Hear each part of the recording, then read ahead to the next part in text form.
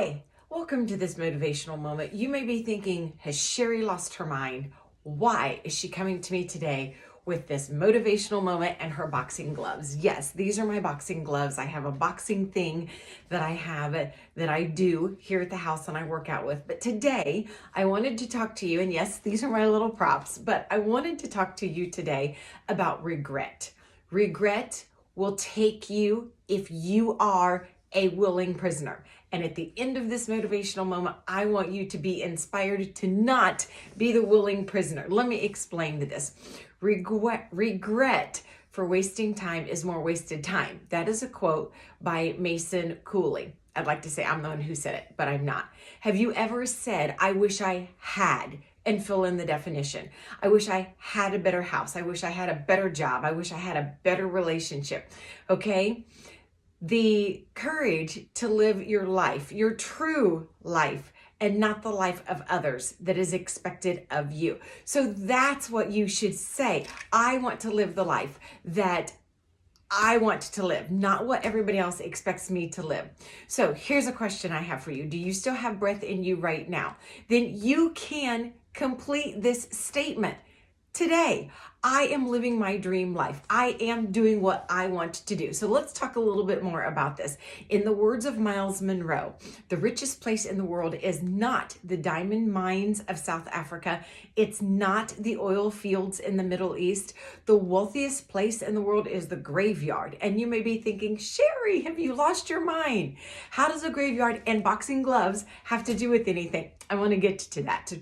So here is where you're going to find all the unwritten books, the songs never sung, the businesses that had never been started, manuscripts that had never been written, musical scores that were never created. The list can go on and on and on. Words of forgiveness and restoration never muttered, broken relationships never fixed because of pride or anger. I'm here to encourage you today. Don't become a prisoner of regret. I'm here to hopefully set you free. The true definition of regret is a feeling of sadness about something sad or wrong, about a mistake that you have made, or a wish that could have been different or better. We don't want you to live the rest of your life in regret. If you've had regret in the past, today is a new day to wipe that slate clean. You have a choice today to start over with a whole new mindset. Be like Paul that he wrote in the Word when he wrote this to Timothy and to the church in 2 Timothy chapter 4, verse 7. I have fought the good fight. I have finished the race. I have kept the faith. What I'm saying to you is don't go down swinging. That's right. If there's still breath left inside of you, you still have a mission. You still have a purpose. You still have a plan of what God wants to do for you. Be like Rocky Balboa. Okay, those of you who know me, I like Rocky IV. Rocky IV is my favorite Rocky movie.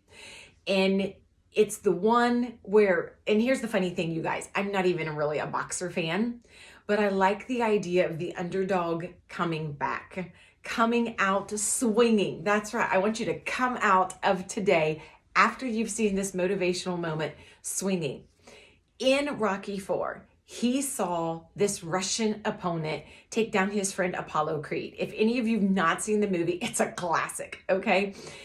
And Apollo Creed died in Rocky's arms. He could have thrown in the towel. He could have called the fight, but he didn't because he knew Apollo Creed wanted to go down swinging, and he did. It took the very life out of him, but it did. He had a choice to go fight the Russian and to fight him or to walk away. So then Rocky had a choice, and the movie unfolds it all. So watch the movie. Like I said, it's a really great movie. So are you going to give up, go home, lick your wounds and say, okay, this goal is just not worth it. This vision that God placed in my heart was just not for me. Oh, you know what? God made a mistake. He wanted that for somebody else.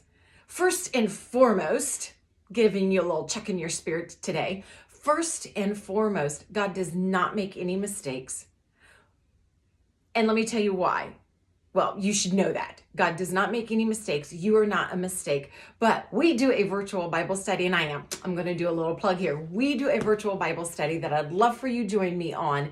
Just drop me a comment. Just drop me a comment and say, hey, tell me about the virtual Bible study, because it doesn't matter where you are. You can definitely plug in, okay? Because we're currently talking about your worth and your value and what God thinks of you and how God sees you when he looks at you. Second, you are created to be all that you can be. You know, kind of like the military saying in the army. Only you are the one with that dream in your heart. God did not give it to anyone else. He gave it to you, okay? That vision, that goal, that book that you want to write, that ideal job that you want, that house, that opportunity to be encouraging and to spread your light to those around you. It's kind of a dream of mine, these little motivational moments, okay? So here's where I'm going to have you call to action as I wrap up this motivational moment for you. You guys get up, wash your face, put on your big girl pants, and spend time in the presence of the great creator God who made you and created you, and ask him for clear direction to help you take that first step. That's all that God is asking of you, okay? Just take that first step. No matter how small it may look to you, if you need to research how to take that class, if you need to look into getting the paperwork done, to do any type of licensing, if you need to take classes on figuring out how to become a real estate investor, classes how to learn a foreign language, whatever you have in your heart, do it. Even if today it's just a day of research. Do you need to start to write that book? Then start with chapter 1, page 1, print it out on your laptop. Think of the title. Start somewhere. Just start. Put your boxing gloves on and just start. And like I said, as we wrap up this motivational moment, one last thought. Would you rather be a wet water walker than a dry boat talker? Even if you step out in faith and it was the wrong step, that does not matter. God will be there to catch you and place your feet on the solid rock of where you should stand. So, hey, thanks so much again for taking a quick look at this motivational moment. If you are inspired, if you like these, and I know there's people in your circle of friends that need motivated just like you, please share, like, comment, do whatever those social media things are that you need to do. And I look forward to speaking to you on that next motivational moment. But as always, I will meet you on the other side of your goals, your visions, your dreams. Thanks, everybody.